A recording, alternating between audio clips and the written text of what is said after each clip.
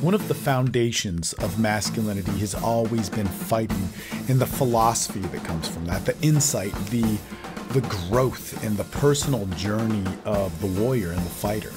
Well, here in this clip with Ed Aiken, we get to hear how that real-life application of, you know, those life and death situations, that learning how to fight and work in such intense ways, developed this absolute clarity of sense of self, of desire, of who I was, to be able to balance the emotions of highs and lows in whether they were traumatic situations to situations where it was a decision, you know, to be a leader, to find out what your true expression was.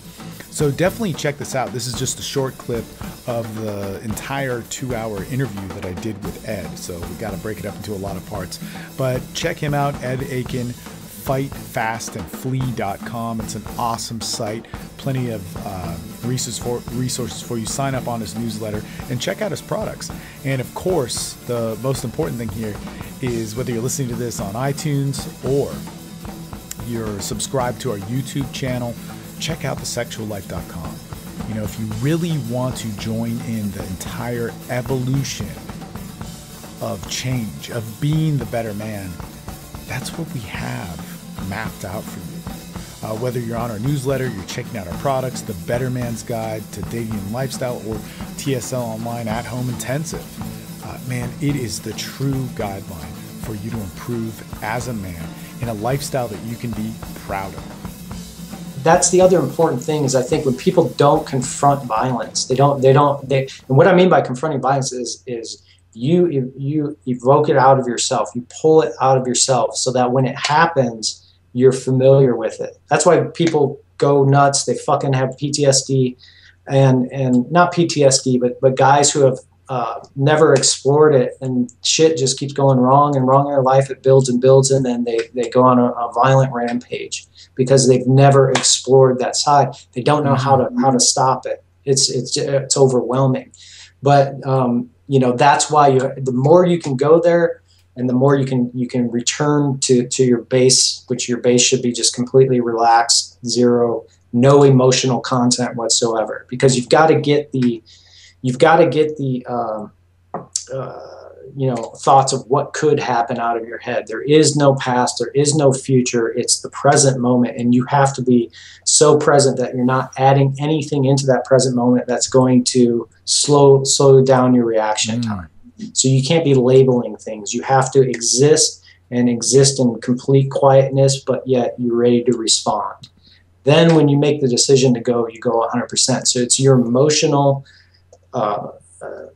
meter goes up and down, but yet when you're calm, you've got to take everything in, and you've got to just, you know, it's a calm head. It takes practice. You're not always going to be like that. You may just got stabbed. You know, how are you gonna keep calm in that situation?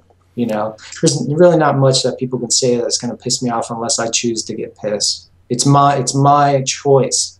So if I choose to even have a conversation with you, it's my choice. It's not yours. You can't do anything to me. If I get fucked up in a fight, I fucked myself up. The guy didn't. You know, whoever attacked me, it was my fault. I accept 100% responsibility for it.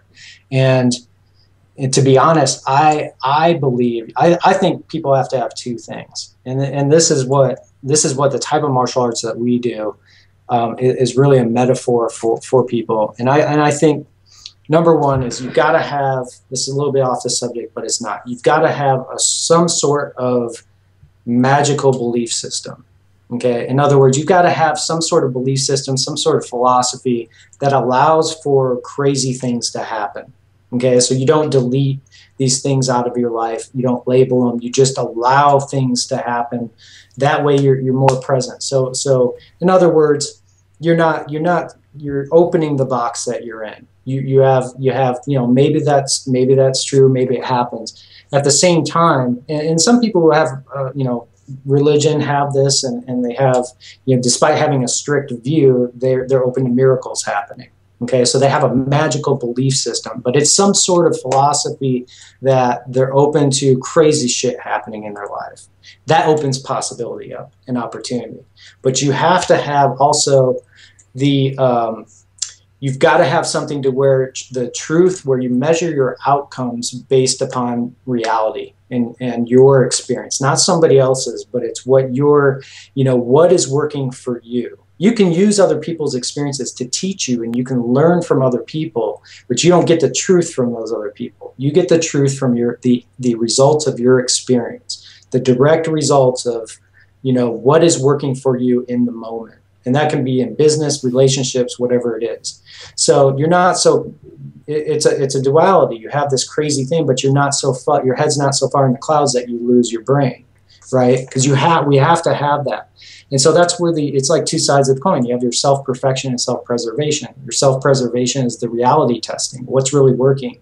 But your self-perfection is working on these abstract pieces of yourself that will allow you to get to these other levels. And we don't label them saying, well, I have to be this way, I have to be that way, or it has to be done this way, or a technique has to be done that way, because that's ultimately limiting something. You want to have both a limitless idea of what's possible and yet use your direct experience to measure it, whether it's true for you or not. You know, otherwise we look to other people, we look to, you know, propaganda and what people say in this fucked up society as to what's right, what's wrong. You know, to me, I'm just like, well, that might be true, but let me measure it against what I know personally. You know, I think that people, they want answers and they want solutions, but the answer lies in the experience. The answer lies in what you ultimately come to as your learnings of it. But whenever you come to a conclusion, the conclusion is a solidified thing, and the reality is that the truth is always changing. Everything's always changing. The moment you try to label something, and this is why a street fight is chaotic, the moment you get stuck on one part of the street fight, like I'm going to do this to this guy, that's the moment that you get hit from the side and everything goes out the window. You can't get stuck in it has to be this way. You have to be in the moment and change with what is. You know, I loved doing this interview, and I know Ed really well, but I loved actually listening to it and gaining the knowledge that comes from that real life experience. And that's really what always interested me and propelled me as a man. Check it out, support him, fightfastandflee.com. And of course, if you're not on the TSL bandwagon, if you're not part of the movement, part of this evolution to being the better man, the best expression of yourself, let's do it. Sign up on the newsletter, go to thesexuallife.com, check out our products, and let's start this journey to the evolution of being the better man.